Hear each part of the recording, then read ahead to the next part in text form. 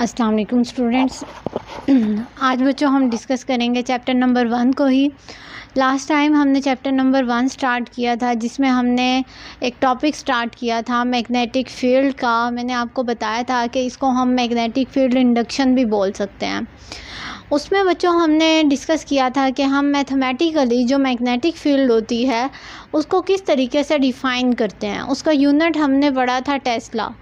Unit को भी हम डिफ़ाइन कर सकते हैं फार्मूले की मदद से, जो हमने पढ़ा था कि B = F/QV। तो लास्ट जो हमारा लेक्चर जहाँ पर हमने स्टॉप किया था वहीं से हम आज का लेक्चर स्टार्ट करेंगे। तो लास्ट लेक्चर बच्चों हमने स्टॉप किया था, उसी टॉपिक को कंटिन्यू करेंगे। मैग्नेटिक फील्ड इंडक्शन और the simple magnetic field are the same topics. तो लास्ट टाइम बच्चों हमने देखा था कि हमारे पास जो इक्वेशन है in terms of magnetic field, force की इक्वेशन हमारे पास आती है, ये वाली इक्वेशन आती है हमारे पास F = QV/B। इसमें मैंने आपको बताया था कि जो Q है वो हमारे पास एक चार्ज है, और जब हम मैग्नेटिक फील्ड की बात करते हैं तो ये चार्ज एक मूविंग पार्टिकल के तौर पर कंसीडर होता है। ये जो V है ये वेलोसिटी है इस पार्टिकल की, जहाँ पर ये मूव कर रहा है, जिस वेलोसिटी से ये मूव कर रहा है, ये V इसकी वेलोसिटी है। ये जो B है ये वो मैग्नेटिक फील्ड है जो ये जनरेट कर रहा है, ये अपनी वेलोसिटी से मूव करता हुआ जनरेट कर रहा है। F हमारे पास फोर्स है, इसको आप मैग्नेटिक फोर्स का नाम भी दे सकते हो। सिंपल मैंने F लिखा हुआ है, आप इसको FM भी लिख सकते हैं। M means magnetic. यहाँ पर लास्ट लेक्चर में बच्चों मैंने आपको बताया था कि अगर हम V और B के बारे में ये कहें कि V और B एक दूसरे के परपेंडिकुलर हैं। परपेंडिकुलर का मतलब है कि V और B के दरमियान में एंगल कितना होगा, 90 डिग्री का। ये मैंने एंगल मेंशन किया हुआ है 90 डिग्री। तो अगर 90 डिग्री का एंगल है तो हम प्रोडक्ट चेक करते हैं कि ऊपर कौन सा प्रोडक्ट दिया हुआ है, क्रॉस प्रोडक्ट ऊपर दिया हुआ है। इट्स मीन्स V और B के दरमियान में जो हम आइडेंटिटी यूज़ कर रहे हैं वो साइन थीटा की यूज़ कर रहे हैं। डॉट प्रोडक्ट में हम यूज़ करते हैं कॉस थीटा। तो साइन थीटा में अगर मैं पुट कर दूं sine 90 degree, it's means sine 90 degree आपको क्या वैल्यू देगा, 1 देगा। आंसर में आपके पास क्या मिलेगा, सिंपली V और B मिल जाएगा। इट्स मीन अगर थीटा 90 डिग्री हो आपको आंसर में V और B मिलेगा। अगर थीटा 0 हो तो V B नहीं मिलेगा, बल्कि पूरी टर्म 0 हो जाएगी। अब बाहर ब्रैकेट के बाहर है हमारे पास Q हमने कहा था एज इट इज़ रहेगा। ये वाली फॉर्म जो है इक्वेशन 1, ये मैंने कहा था आपके पास एक वेक्टर फॉर्म है, और ये जो इक्वेशन 2 है इसका मैंने आपको बताया था ये आपके पास मैग्नीट्यूड की फॉर्म में है। इस इक्वेशन 2 से हमने फाइंड आउट किया था कि हम इस मैग्नेटिक फील्ड की वैल्यू को कैसे फाइंड आउट कर सकते हैं, मैग्नेटिक फील्ड इंडक्शन कैसे फाइंड आउट कर सकते हैं। तो ये जो B हमारे पास थी लास्ट लेक्चर में, जहाँ हमने लेक्चर एंड किया था, मैग्नेटिक फील्ड की वैल्यू हमारे पास आई थी force per unit charge moving with velocity V। यहीं से हमने यूनिट को डिफ़ाइन किया था कि मैग्नेटिक फील्ड का यूनिट क्या होता है, टेस्ला होता है। किस तरीके से इसे डिफ़ाइन करेंगे, डिफ़ाइन करना आपको बता देती हूँ। फोर्स है हमारे पास बच्चों 1 न्यूटन, चार्ज है हमारे पास 1 कॉलम, V है हमारे पास 1 मीटर पर सेकेंड। मीन्स आपने जब यूनिट बताना है ना, यूनिट को डिफ़ाइन करना है, समटाइम्स शॉर्ट क्वेश्चन आता है डिफ़ाइन द यूनिट टेस्ला। तो जब यूनिट को डिफ़ाइन करना आ जाए तो आपने साथ में ये यूनिट लाजमी मेंशन करने हैं। आप किस तरीके से डिफ़ाइन करेंगे इसको ज़रा गौर से समझिएगा। When a 1 Newton force applied to a charge of 1 coulomb and a charge move with velocity 1 meter per second is known as the 1 Tesla। 1 T आप लिखेंगे। टेस्ला को अगर डिफ़ाइन करना आ जाए तो आपने इसी तरीके से डिफ़ाइन करना है जैसे मैंने अभी आपको बताया है। अगेन मैं इसे रिपीट कर देती हूँ। When a force of 1 Newton is applied to a charge of 1 coulomb and a charge move with a velocity of 1 meter per second, then this is known as the 1 Tesla. ये आप Tesla को define कर रहे हैं। उसके बाद हमने यहाँ तक की जो कैलकुलेशन थी ये हमने अपने लास्ट लेक्चर में कर ली थी। मैंने आपको रिवाइज भी करवा दी और एडिशन भी करवा दी कि यूनिट को किस तरीके से डिफ़ाइन करना है। इसी कैलकुलेशन से आगे हम आज डिस्कस करेंगे अपने सेकंड लेक्चर में।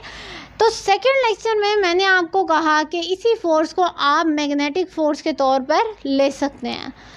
तो मैग्नेटिक फोर्स के तौर पर हम लेंगे तो हम लिख सकते हैं कि Fm is equal to Q V cross B. Just क्या चीज़ चेंज हुई है इस इक्वेशन 1 से देखें। सेम इक्वेशन 1 ही मैंने यहाँ पर पुट की हुई है। चेंज कहाँ पर आया है, इस फोर्स में आया है। जस्ट मैंने यहाँ पर m पुट कर दिया, ये देखें। मीन्स हमें क्या मिल गया, मैग्नेटिक फोर्स की वैल्यू मिल गई।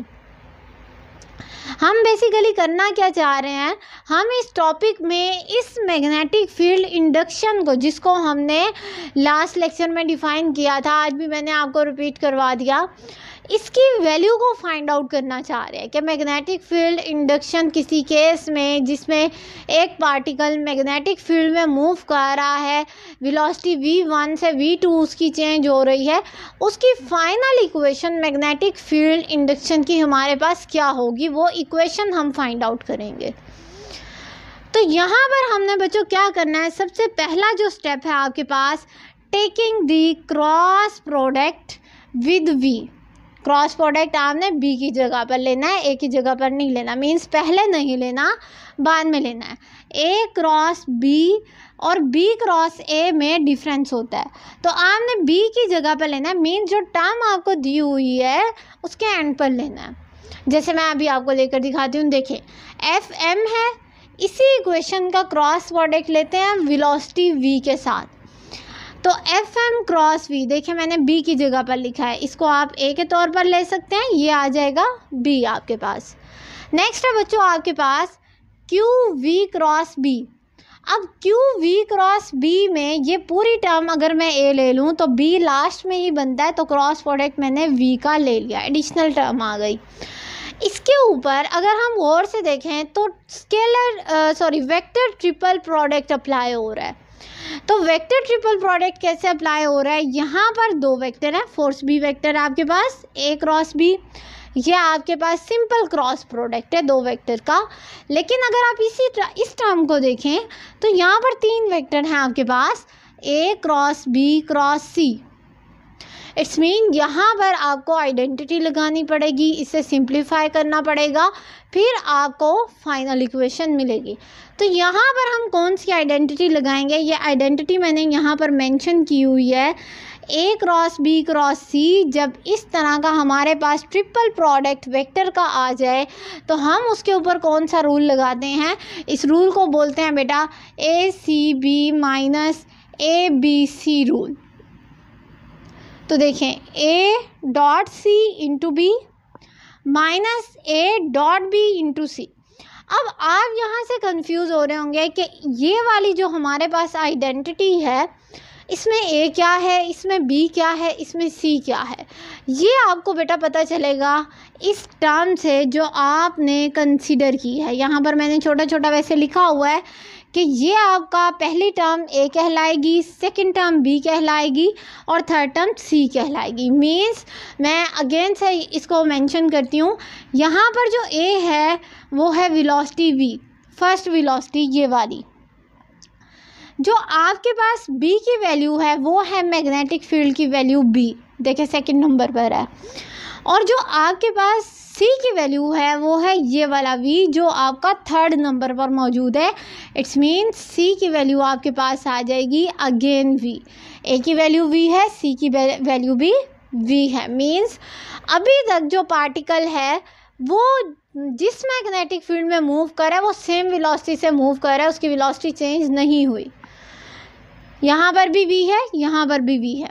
अब ये जो रूल है जो मैंने इक्वेशन 6 में मेंशन किया है, इसे मैं अप्लाई करूँगी इक्वेशन 5 के ऊपर। जैसे मैंने कहा कि इसके इक्वल हमने वैल्यू ले लेनी है, तो वही वैल्यू हम इसमें पुट कर देंगे। तो पुट करके देखते हैं। देखें, यहाँ पर बना A cross B cross C left hand side पे। अभी मैं किसे सॉल्व कर रही हूँ, याद रहे मैंने इस टर्म को छोड़ दिया है। ये जो हमारे पास टर्म है ना FM क्रॉस V, इसे मैंने छोड़ दिया है, यहाँ से Q को भी छोड़ दिया है। मैं सिर्फ किसे सॉल्व कर रही हूँ, इस ट्रिपल प्रोडक्ट को सॉल्व कर रही हूँ। तो ट्रिपल प्रोडक्ट को जब हम सॉल्व करेंगे तो यहाँ पर A cross B cross C है, तो आपने A की वैल्यू ली है V। देखें यहाँ पर आपके पास V है, A की जगह पर V लिखा हुआ है। B की वैल्यू B ही है, देखें B की जगह पर B ही लिखा हुआ है। आपने वेक्टर साइन लगा लेने हैं। मैंने वेक्टर साइन नहीं लगाए नेक्स्ट में, लेकिन वेक्टर साइन आएंगे क्योंकि ये वेक्टर वैल्यूज़ हैं, तो आपने वेक्टर साइन लगा लेने हैं। नेक्स्ट में जो C की वैल्यू है वो है V। देखें क्रॉस C, ये क्रॉस C, ये है C की वैल्यू। मीन्स जो जो इस फार्मूले में चीज़ें हैं, हमने उनकी वैल्यूज़ को जो हमने यहाँ से निकाली हैं यहाँ पर पुट कर दिया। नेक्स्ट है हमारे पास A dot C into B। तो देखें ये है A की वैल्यू, ये है C की वैल्यू, ये है हमारे पास B की वैल्यू।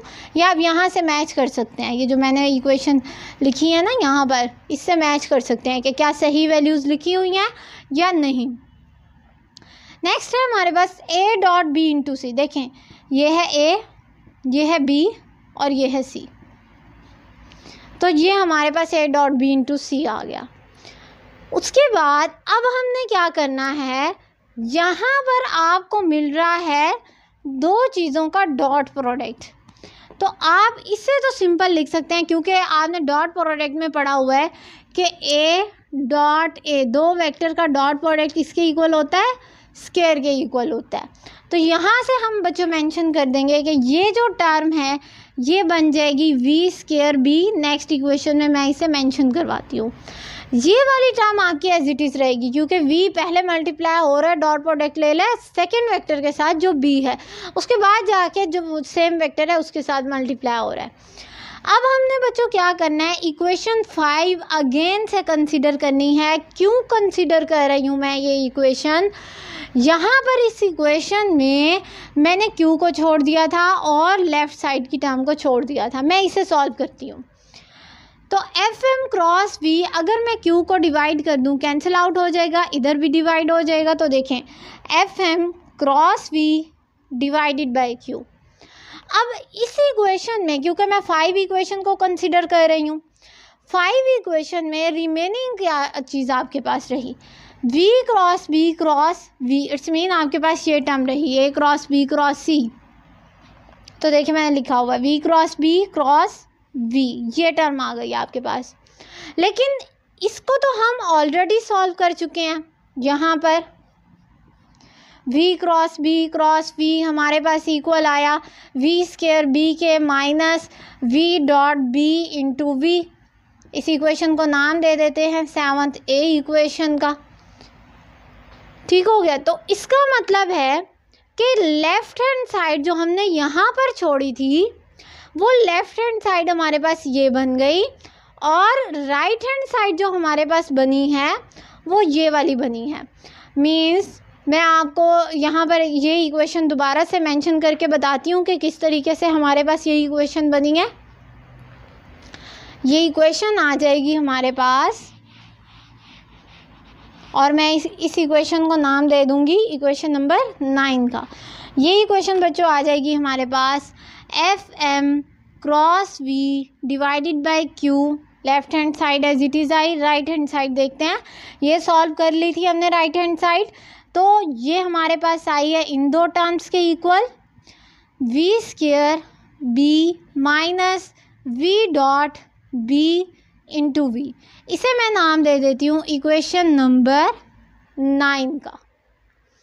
तो ये हमारे पास अब तक की जितनी कैलकुलेशन हमने की हैं ये हमारे पास अभी तक फाइनल इक्वेशन आई है। अब इस इक्वेशन को हम फर्दर सॉल्व करेंगे। फर्दर हमने किस तरीके से सॉल्व करना है, यहाँ पर देखें। नेक्स्ट जो हमारे पास स्टेप है, ये वाली वैल्यू जो है हमारे पास ये नेगेटिव में है, बाकी सारी वैल्यूज़ पॉजिटिव हैं। इसको भी हम पॉजिटिव में कन्वर्ट करते हैं। क्यों? क्योंकि हमने तो निकालनी है मैग्नेटिक फील्ड की वैल्यू। तो हम मैग्नेटिक फील्ड को फाइंड आउट करने के लिए बाकी जितनी टर्म्स होंगी उसे दूसरी साइड पर ले जाएंगे। तो यहाँ पर देखें FM cross V divided by Q means ये वाली जो टर्म है ये एज इट इज़ मैंने यहाँ पर मेंशन की हुई है।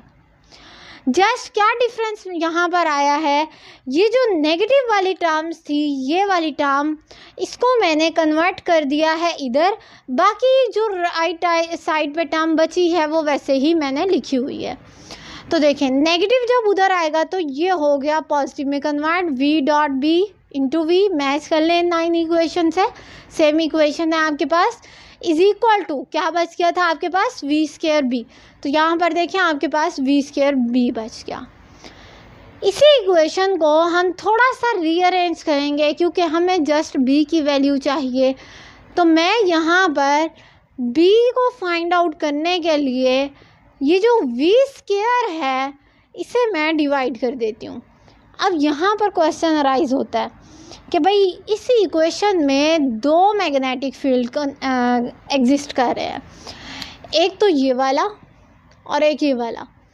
तो मैं ये वाला क्यों नहीं फाइंड आउट कर रही, ये वाला फाइंड आउट कर रही हूँ, ऐसे ही है ना। तो यहाँ पर ये जो मैग्नेटिक फील्ड है, हमने कहा था मैग्नेटिक फील्ड एक वेक्टर वैल्यू है, तो ये मैग्नेटिक फील्ड एक वेक्टर वैल्यू है, ये भी मैग्नेटिक फील्ड एक वेक्टर वैल्यू है। लेकिन जब ये मैग्नेटिक फील्ड डॉट प्रोडक्ट देगा किसी भी दूसरे वेक्टर के साथ तो आपको स्केलर वैल्यू देगा। या आप डॉट प्रोडक्ट में बहुत बार पढ़ चुके हैं पिछली क्लासेस में। इट्स मीन इस वैल्यू से मुझे वेक्टर वैल्यू नहीं मिलने वाली कोई भी, तो ये मुझे स्केलर ही देगा, इसलिए मैंने इस B को कंसीडर नहीं किया। नेक्स्ट हमारे पास आ जाएगा, क्योंकि V स्क्वायर को अब हमने डिवाइड करना है, इस टर्म से भी डिवाइड होगा V स्क्वायर और इस टर्म से भी डिवाइड होगा V स्क्वायर। ये हमारे पास बन गया FM cross V divided by QV square plus V dot B V square divided by V square into V is equal to B। अब ये जो हमारे पास इक्वेशन है, मैंने आपको पहले बताया कि ये वाली जो टर्म है ये तो आपको एक स्केलर वैल्यू दे रही है। V जो है आपके पास स्केलर वैल्यू से मल्टीप्लाई होके ये ऑलरेडी एक स्केलर वैल्यू है खुद भी, और यहाँ पर हमारे पास V स्क्वायर है, ये भी हमने स्केलर लिया है, डायरेक्शन हमने मेंशन नहीं की। यहाँ पर हमारे पास आ जाएगा V dot B divided by V square. V को मैंने बाहर ले लिया है, बाकी टर्म सेम है। ये वाली जो इक्वेशन है हमारे पास, इतनी इक्वेशन, ये टोटल आपको एक स्केलर वैल्यू प्रोवाइड कर रही है। It's means this term give us the scalar quantity. मैं उस स्केलर क्वांटिटी को कोई भी नाम दे सकती हूँ, A B C D E F, कोई भी उसको वेरिएबल का नाम दे दें। मैंने उस स्केलर क्वांटिटी को नाम दे दिया है K का, तो इसका मतलब है मुझे इसकी जगह पर अब K मेंशन करना पड़ेगा। तो magnetic field is equal to FM cross V divided by QV square plus KV। ये जो K है ये आपके पास एक स्केलर क्वांटिटी है जो इसके इक्वल मैंने पुट की है, कंफ्यूज नहीं होना उससे, ये V एज इट इज़ है। अब मुझे मैग्नेटिक फील्ड के लिए इक्वेशन मिल गई, मैग्नेटिक फील्ड इंडक्शन की इक्वेशन मिल गई जो मैंने यहाँ से फाइंड आउट करनी थी, वो मुझे ये मिल गई इक्वेशन नंबर 12। लेकिन इस इक्वेशन के अंदर भी कुछ चीज़ें अननोन हैं, जब तक वो मुझे पता नहीं होंगी तो मैं फाइंड आउट नहीं कर सकती B की वैल्यू। फॉर एग्जांपल आपको पता चल जाएगा कि कितनी फोर्स है, आपको पता चल जाएगा कितनी वेलोसिटी से चार्ज मूव कर रहा है, आपको पता चल जाएगा कितने चार्जेस हैं वहाँ पर। आपको नहीं पता कि वहाँ पर कौन सी स्केलर वैल्यू एग्जिस्ट कर रही है, क्योंकि इसको सॉल्व करेंगे तो हमें कोई एक न्यू स्केलर वैल्यू मिलेगी। हमें नहीं पता कि वो स्केलर वैल्यू हमें कौन सी इक्वेशन प्रोवाइड कर रही है। तो अगर मुझे K की वैल्यू पता हो, मैं इस B की वैल्यू को फाइंड आउट कर सकती हूँ। तो नेक्स्ट हम जो अब स्टेप करेंगे वो यही करेंगे कि K की वैल्यू को फाइंड आउट करते हैं। K की वैल्यू को फाइंड आउट करने के लिए हमें क्या करना पड़ेगा, एक मेथड यूज़ करना पड़ेगा जिसको हम कहते हैं एलिमिनेशन मेथड। एलिमिनेशन मेथड के थ्रू हम यहाँ से K की वैल्यू को फाइंड आउट कर लेंगे। तो एलिमिनेशन मेथड अप्लाई करते हैं। To find the value of B, हम एक चार्ज कंसीडर करते हैं जो मूव कर रहा है मैग्नेटिक फील्ड के अंदर, लेकिन वो वेलोसिटी v1 से v2 तक मूव कर रहा है। ये पॉइंट मैं आपको समझाती हूँ। v1 और v2 एक दूसरे के परपेंडिकुलर हैं। मींस आपके पास है मैग्नेटिक फील्ड, वो मैग्नेटिक फील्ड जो होती है बच्चों, उसे हम दो तरीक़ों से रिप्रेजेंट करते हैं। जैसे इलेक्ट्रिक फील्ड होती है उसको तो हम स्ट्रेट लाइन से रिप्रेजेंट करते हैं, यहाँ पॉजिटिव होता है और यहाँ पर नेगेटिव होता है। मैग्नेटिक फील्ड को हम दो तरीक़ों से रिप्रेजेंट करते हैं। एक हमारे पास साइन होता है क्रॉस, एक होता है डॉट। क्रॉस का मतलब होता है इन टू दी डायरेक्शन, मीन्स अगर ये पेज है तो पेज की इन टू परपेंडिकुलरली हमेशा मैग्नेटिक फील्ड एक्ट करती है। तो इन टू मतलब अंदर वाली साइड पर मैग्नेटिक फील्ड एक्ट कर रही है। और डॉट का मतलब होता है आउट ऑफ। आउट ऑफ का मतलब है कि स्पेस से बाहर की तरफ आ रही है, एक्ट अभी भी परपेंडिकुलरली ही कर रही है लेकिन बाहर की तरफ आ रही है। तो यहाँ पर बच्चों क्या आएगा, दो आ सकते हैं, मैं कोई भी ले सकती हूँ, डॉट भी ले सकती हूँ, क्रॉस भी ले सकती हूँ। ये हमारे पास क्रॉस आ गया, means into the page है, परपेंडिकुलरली एक्ट कर रही है। तो अब जो पार्टिकल होगा वो लेट्स सपोज चार्ज क्यू मैंने इस मैग्नेटिक फील्ड के अंदर इंसर्ट कर दिया। जैसे ही मैंने इंसर्ट किया, मैग्नेटिक फील्ड क्योंकि परपेंडिकुलरली एक्ट कर रही है, यहाँ पर चार्ज की जो स्पीड होगी वो होगी v1। लेकिन जैसे जैसे वो अंदर जाता जाएगा पार्टिकल, मैग्नेटिक फील्ड की अमाउंट ज़्यादा होती जाएगी। तो यही जो वेलोसिटी है ये इस पार्टिकल की या तो ज़्यादा हो जाएगी या कम हो जाएगी। तो ये जो पार्टिकल है, दो पॉसिबिलिटीज़ होंगी, या तो ये अपवर्ड बेंड कर जाएगा या ये डाउनवर्ड बेंड कर जाएगा और वेलोसिटी v2 आ जाएगी। इट्स मीन हमने जो एग्जांपल ली है k को प्रूव करने के लिए कि k की वैल्यू क्या है, उसमें हमने कंसीडर किया है कि हमारे पास एक चार्ज है जिसको हमने मैग्नेटिक फील्ड के अंदर लेके गए हैं, लेकिन अब उस चार्ज की वेलोसिटी सेम नहीं है बल्कि v1 से v2 तक है उसकी वेलोसिटी। v1 और v2 भी एक दूसरे के परपेंडिकुलर हैं, ये कंडीशन होनी चाहिए। डायग्राम में देख लें, मैंने कहा या चार्ज अपवर्ड मूव करेगा या डाउनवर्ड मूव करेगा। इट्स मीन जो चार्ज की वेलोसिटी यहाँ पर थी वो यहाँ पर नहीं होगी, दोनों के दरमियान में एंगल 90 डिग्री का बन रहा है, तो दोनों एक दूसरे के परपेंडिकुलर हुए। यहाँ पर हम एक कंडीशन लगाते हैं कि v is equal to v1। अब ये v क्या है, हमारे पास v1 और v2 को तो मैंने बता दिया।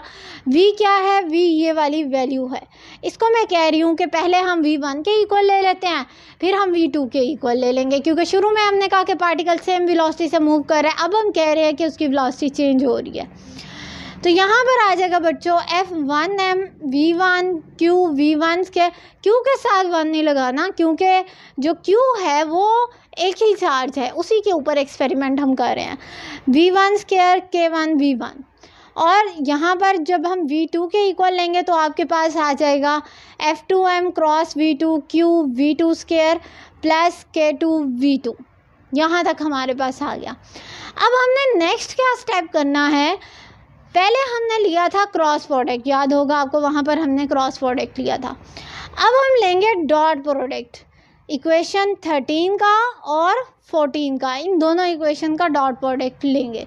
किसके साथ लेंगे डॉट प्रोडक्ट, v के साथ। वहाँ भी हमने क्रॉस प्रोडक्ट v के साथ ही लिया था, क्योंकि v ही मैटर कर रही है हमारे पूरे केस में। तो यहाँ पर बच्चों अब हम क्या करेंगे कि ये जो इक्वेशन 13 है और जो इक्वेशन 14 है, इसका हम लेते हैं डॉट प्रोडक्ट। हम अरेंजमेंट को सेम ही रखेंगे। पहले हमारे पास इक्वेशन 13 है, इसका ले लेते हैं v के साथ, फिर 14 है, इसका ले लेंगे v के साथ।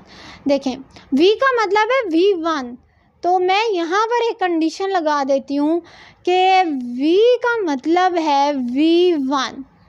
ज़रूरी नहीं है आप v1 लें, आप v2 भी कंसीडर कर सकते हैं, क्योंकि v1 v2 कोई ना कोई वेलोसिटीज़ होंगी हमारे पास, तो हम v2 भी यहाँ पर कंसीडर कर सकते हैं। तो यहाँ पर बच्चों हमने क्या करना है कि v को या तो v1 ले लें या v2 ले लें।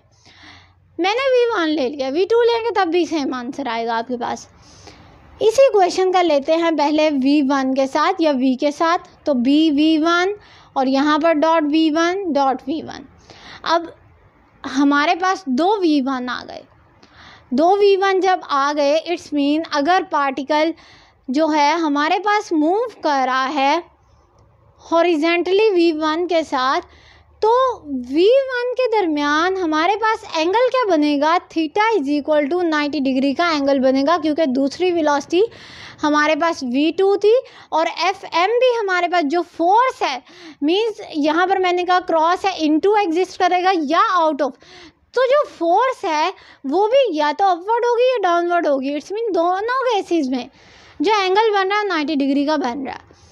तो ये वाला जो केस है, इसमें हमारे पास ये जो टर्म है, इसको जब हम सॉल्व करेंगे 90 डिग्री पर सॉल्व करेंगे तो मैक्सिमम वैल्यू मिलेगी। फिर V1 और V1 है हमारे पास, इसको मैं आपको करके बताती हूँ। देखिए मैंने क्रॉस लिया, means into the page perpendicularly. Q जो है हमारे पास वेलोसिटी V1 से मूव कर रहा है इस तरफ, V2 जो मैंने लिया वो डाउनवर्ड लिया। तो यहाँ पर हमारे पास जो फोर्स है फील्ड की वजह से, वो या तो इनटू होगी या आउट ऑफ। मैं आउट ऑफ इसे कह देती हूँ, इनटू इसे कह देती हूँ। दोनों केसेस में कितना एंगल बन रहा है, 90 डिग्री का। इट्स मीन्स यहाँ पर Fm क्रॉस V1 कितना एंगल आपको दे रहा है, 90 डिग्री। आपको मैक्सिमम वैल्यू मिलेगी। जब मैक्सिमम वैल्यू मिलेगी तो उसका आगे डॉट प्रोडक्ट है V के साथ। जो भी आपको मैक्सिमम वैल्यू मिल रही है उसका डॉट प्रोडक्ट ले लें आप V के साथ, वो या तो अपवर्ड होगी या डाउनवर्ड होगी। तो अगेन आपका 90 डिग्री का एंगल बनेगा। तो 90 डिग्री के एंगल पर डॉट प्रोडक्ट हमें 0 वैल्यू देगा। तो ये वाली जो टर्म है, ये इतनी टर्म ये हमारे पास 0 हो गई, बाकी हमारे पास ये वाली टर्म बच गई। V1 डॉट प्रोडक्ट है तो इसको V1 स्केल लिख सकते हैं। अब आती है इक्वेशन, नेक्स्ट इक्वेशन की बात। इसमें भी हमने सेम किया, डॉट V1 और जब हम यहाँ पर लेंगे, देखें यहाँ पर V1 नहीं है, यहाँ पर है V2 V1। तो हमारे पास यहाँ पर क्या कंडीशन बनेगी कि F1m cross V1 is perpendicular to V1। ये हमारे पास परपेंडिकुलर है, तो हमारे पास वैल्यू आ जाएगी K1 V1 स्क्वायर की। तो ये हमारे पास इक्वेशन आ गई। यहाँ पर ये जो इक्वेशन है हमारे पास, ये वाली इक्वेशन, यहाँ से हम इंशाल्लाह नेक्स्ट लेक्चर्स में डिस्कस करेंगे। इक्वेशन 16 तक हमने कर लिया है कि हमने डॉट प्रोडक्ट ले लिया। इसमें हमारे पास दोनों V1 थे इसलिए ये परपेंडिकुलर हुए। इसमें V2 और V1 है, तो V2 और V1 भी हमारे पास क्या होंगे, परपेंडिकुलर होंगे। तो यहाँ से जो नेक्स्ट हमारे पास कैलकुलेशंस हैं कि हमने B की वैल्यू में K की वैल्यू को किस तरीके से पुट करना है, वो इंशाल्लाह हम नेक्स्ट लेक्चर में डिस्कस करेंगे। अगर यहाँ तक की कैलकुलेशन में कोई पॉइंट समझ ना आया हो तो काइंडली लाजमी डिस्कस कीजिएगा। Thank you so much. अल्लाह हाफिज़।